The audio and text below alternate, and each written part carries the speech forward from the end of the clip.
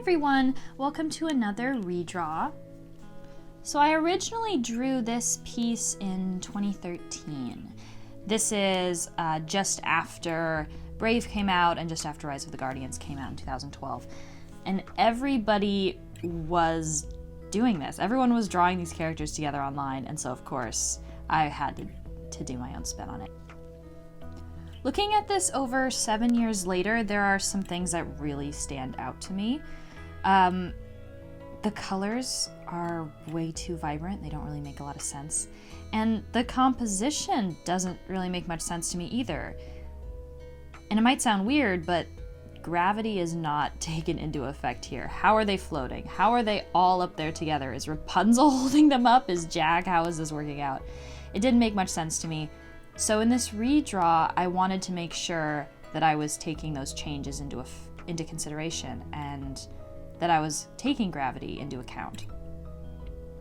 So you can see with the composition I've chosen, those who can fly are flying. So Jack can fly, and Hiccup, after he got his flight suit, can fly as well. So I have them flying. Rapunzel and Merida can't, so they have to be supported somehow.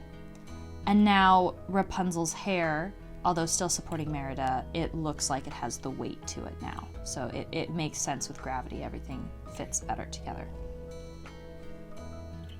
I wanted to draw the older version of Hiccup, mostly because I needed to use his flight suit to make this piece work. But he had the glow up of the century, so let's honor it and let's give him his screen time with it. The whole time I was sketching, I kept reference pictures close at hand, constantly Googling what did their outfits look like, how do their faces look, what does their profile look like, so that I could recreate their faces and clothes to the best of my ability.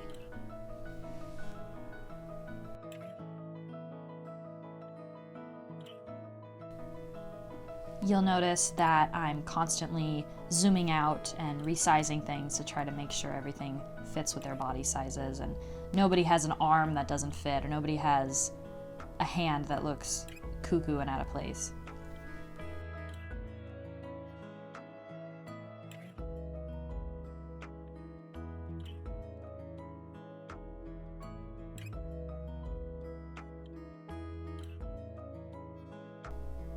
Jack's hair was so hard to draw. I'd never figure out how it has those spikes to it.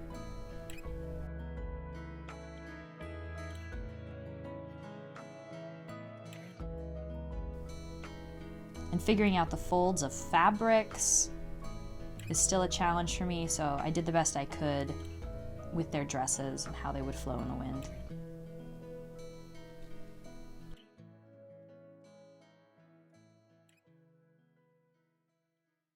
Rapunzel's hair is not only affected by gravity, but it's also being affected by the movement, the direction that this group is flying in, so we can see it being pulled backwards.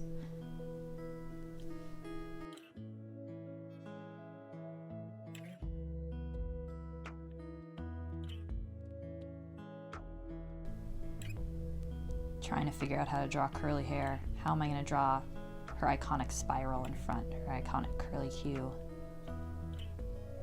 For the majority of Merida's hair, I just did a bunch of squiggles, to be honest, to make it look good. And that's when I realized I drew Merida's hands backwards. Honestly, it really helps to do the poses yourself, especially with hands. Hold the hands up to your face, see the orientation they're in, because I need to remind myself how hands actually work with the body. Eventually I gave up and I just drew her hand in her lap to make it easier for me. Another thing I really liked about this redraw was the fact that it had a lot more depth. Even though it's just 4 characters, I felt like the original drawing didn't have that much depth to it, whereas this one, it feels like these characters are really interacting with each other. It feels like they're actually in that space.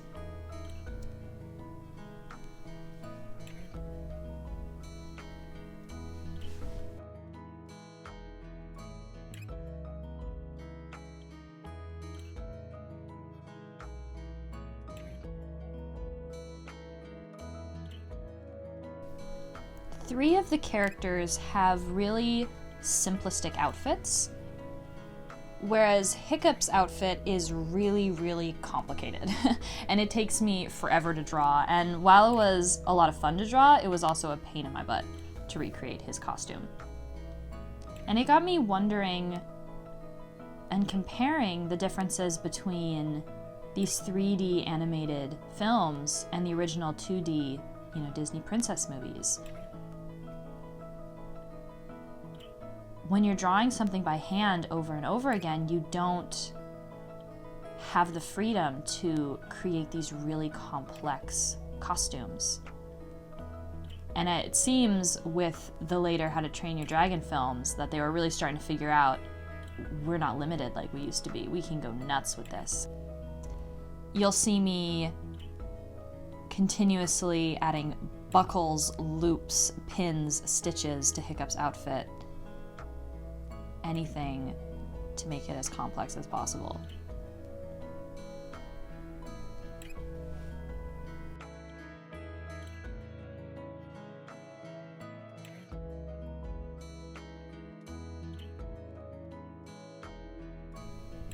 As I'm coloring in sort of the block colors, the flat colors, I'm referencing their pictures, trying to get things that are pretty similar. Usually I'll use the eyedropper tool to select something close, but because these are 3D characters, it's a lot harder to select an exact color, so you really just have to eyeball it and do your best.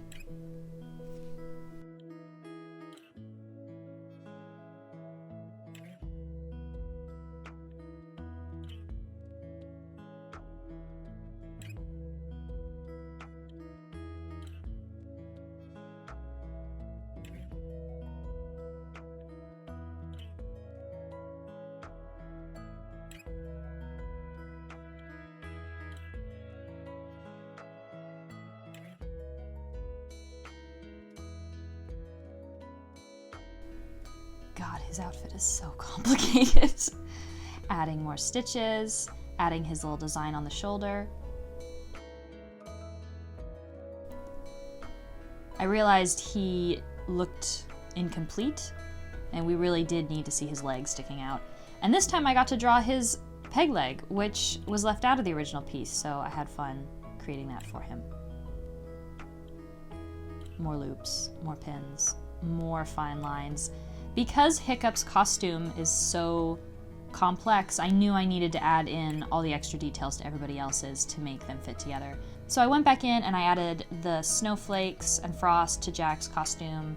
I added more of Rapunzel's frills and some of her flower patterns. And I went back and realized Merida's dress was the wrong color, so I fixed that too.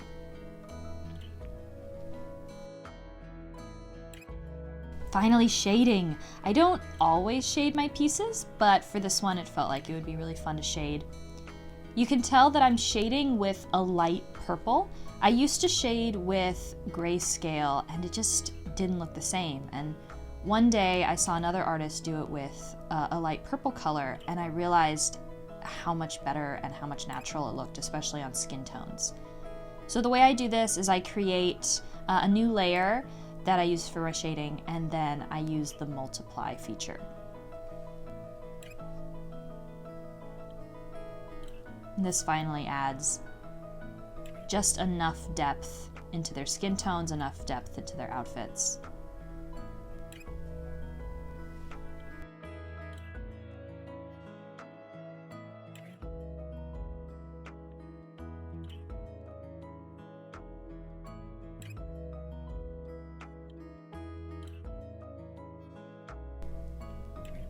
Now, highlighting is something I almost never do. If I shade about 50% of the time, I highlight about 5% of the time. But I thought, what the heck, I've got time for it. So I went back and added in some highlights. This time I just used white and I used it as an overlay layer. And for certain areas, I had it at 100% opacity, but for other sections, I erased it and took it down. Like for Hiccup's hair, that highlight is too bright, so after I fill it in, I erase it down to probably like a 20% opacity or something like that. Add some shine to different parts of his leather, add some shine and highlights in the hair, really pulling out the colors in Merida's hair. As I highlighted her dress, I also didn't like how bright that was, so I erased it down to a lower highlight. So overall, I really like the way this turned out. I love how the colors are subdued and more natural than the original piece.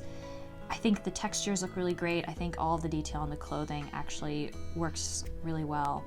They look like they're moving forward, the way that the hair is moving, the way gravity's in play. I think it fits a lot nicer. If I could change anything, I would probably reposition Hiccup, just because he looks a little wonky. But because his outfit was so complicated, I'm still satisfied with how that turned out. If you want to see this piece in its full glory, you can check out any of my social media accounts. They'll be linked down below. Thanks for joining me for a speed paint video, and I hope to see you in the next one.